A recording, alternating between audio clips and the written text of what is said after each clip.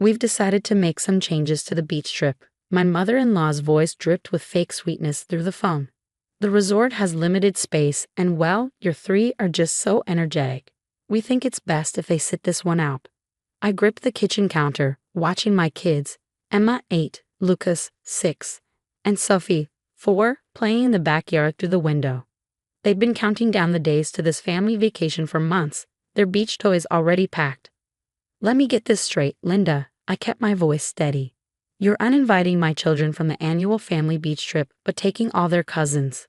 Oh, don't be so dramatic, Alexandra. It's just that Melissa's kids are better behaved at these sorts of places, and Jessica's twins are more resort appropriate. We're staying at the Diamond Beach Club this year. It's very exclusive. Of course it was. My sister-in-law Melissa's country club membership probably got them the booking. She never let anyone forget her husband's banking career or her designer wardrobe. The kids have been looking forward to this for months, I said, watching Sophie chase butterflies in her dinosaur t-shirt. They already picked out special shells to give their cousins. Well, perhaps if you and David focus more on etiquette and less on letting them run wild. Linda's words twisted like a knife. Besides, we've already finalized the arrangements. Melissa's girls need their own suite, and Jessica's twins require the ocean view. There simply isn't space. I thought about last year's beach trip when my kids had been the ones to help clean up after meals without being asked while their cousins played on tablets.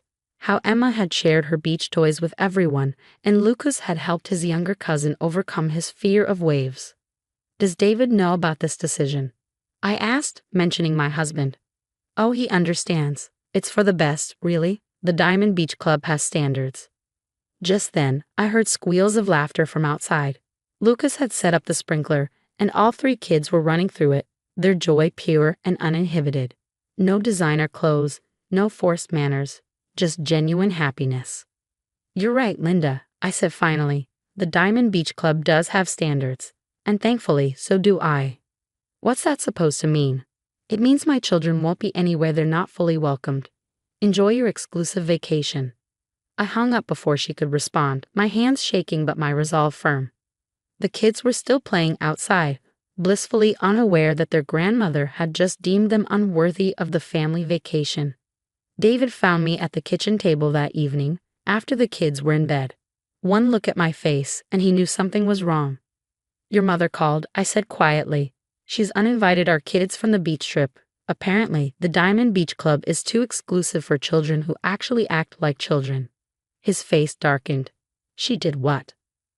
Oh, but Melissa's perfect princesses and Jessica's designer twins still get to go, I added, unable to keep the bitterness from my voice. They're resort appropriate. I'll talk to her, David started, but I shook my head. No, I'm done trying to make your family accept our kids for who they are. They're kind, they're happy, and they're perfectly behaved.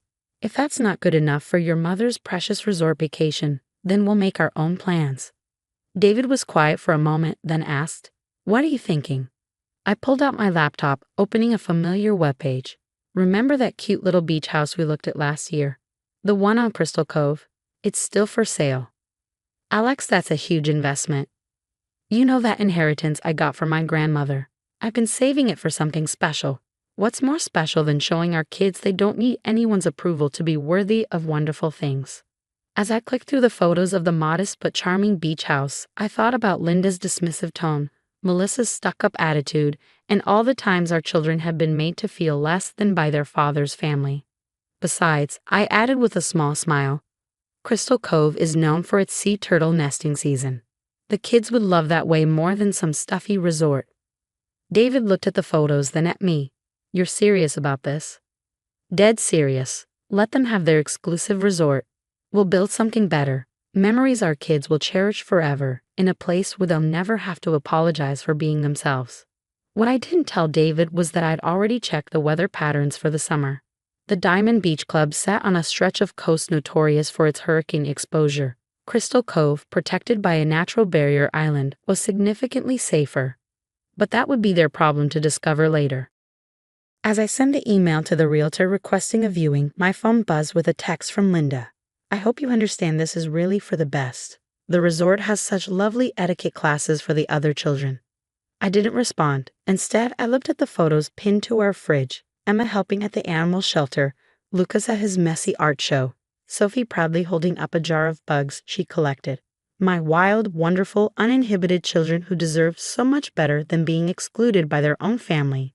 Let Linda have her exclusive resort vacation. We were about to create something far more valuable, a place where our children would never have to dim their light for anyone. Little did I know, summer had other plans for all of us. The beach house purchase moved faster than we expected. By early June, we were the proud owners of a cozy 3-bedroom cottage on Crystal Cove, just steps from the water. The kids' excitement when we showed them their new summer home made every penny worth it. "We can watch the sea turtles from here," Emma asked, pressing her face against the window of what would be their shared bedroom. "Better than that," I smiled. "There's a sea turtle conservation program that lets kids help monitor the nests. I've already signed you up as junior volunteers." Their eyes lit up with pure joy, the kind that no exclusive resort could ever match. Meanwhile, snippets of the family's luxury vacation plans kept trickling in through group chats I hadn't been removed from. Melissa posted photos of her daughter's custom-made resort wear. Jessica shared screenshots of the Diamond Beach Club's amenities. Linda couldn't stop talking about the private cabanas and formal dinners. "Did you see Mom's latest post?" David asked one evening as we painted the kids' room a cheerful seafoam green. "They've hired an etiquette coach for the cousins before the trip." I rolled my eyes. Because heaven forbid a child eat with the wrong fork while building sandcastles. The first hint that karma had plans came in mid-June, a small notice about unusual weather patterns forming in the Atlantic. I saw Linda's worried posts about hurricane season starting early, but she quickly assured everyone that the Diamond Beach Club had excellent indoor activities. We spent weekends getting the cottage ready, letting the kids pick out decorations and help paint shells to hang on the walls. Sophie's collection of beach treasures grew daily. Tiny crab shells, smooth stones, and sea glass filled jars along her windowsill.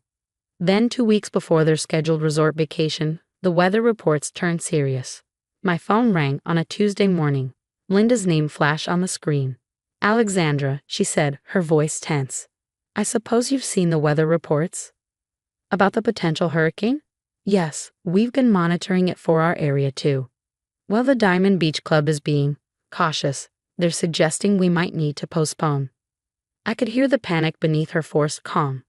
Non-refundable deposits had already been paid. Melissa's girls' custom wardrobes couldn't be returned. "That's unfortunate," I replied, watching through the window as Lucas helped Sophie build a sandcastle. Crystal Cove is actually protected from the worst storms by the barrier island. We're still good to go with our plans. The silence on the other end was delicious. About that, Linda's voice turned syrupy sweet. "We were thinking, since you have that cottage, perhaps we could all—" "Oh, Linda," I cut in, matching her false sweetness. "The cottage isn't really up to resort standards. No etiquette coaches or private cabanas. The children might have to actually play in the sand and get their feet wet. I wouldn't want to subject your more refined grandchildren to such conditions." Another long pause. "Alexandra, be reasonable. We're talking about family here." Exactly what I said when you uninvited my children from your vacation. The weather reports grew more ominous over the next few days. The Diamond Beach Club finally announced they were closing for the week of the planned vacation. No refunds. The family group chat exploded. "Melissa, this is a disaster. The girls' resort wardrobes will be wasted." Jessica, the twins were still looking forward to the supervised beach meditation sessions. Linda, "Alexandra, surely you can understand the position we're in. Your cottage is the only option now." I let them stew for a few hours before responding. "While we'd love to help, we've already promised the kids they could invite their friends from the Sea Turtle program. You know, the ones who don't mind getting sandy or playing tag on the beach. The cottage will be quite full, with happy, energetic children enjoying their summer vacation exactly as children should." David, reading over my shoulder, tried not to smile. "You're evil, you know that." "No," I corrected him. "I'm a mother protecting her children's joy. There's a difference." The next message came from Linda directly. "We've already lost the resort deposits. Do you really want to punish the whole family because of one small misunderstanding?" I looked at the photo I'd just taken of our kids, covered in sand, helping a marine biologist mark a new turtle nest, their faces glowing with purpose and excitement. "No punishment intended," I wrote back. just a valuable lesson about what really matters. By the way, the kids made these beautiful shell wind chimes in craft class today. Too bad their cousins will miss out on making their own. But I'm sure the resort's delayed etiquette classes will be just as meaningful. I attached the photo of my happy, messy, perfectly imperfect children. David wrapped his arms around my waist, watching the message bubbles appear and disappear as his family struggled to respond.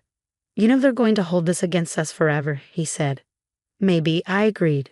But our kids will remember this as the summer they learned that being themselves was more valuable than fitting someone else's standards. That's worth any amount of family drama. Outside, a baby sea turtle made its way to the ocean as our children watched in wonder, their cousins' formal resort wear and etiquette lessons forgotten in the magic of real life unfolding before them. Sometimes the best revenge isn't about getting even, it's about getting better. And as another hurricane warning lit up my phone, I couldn't help but smile at the perfection of nature's timing.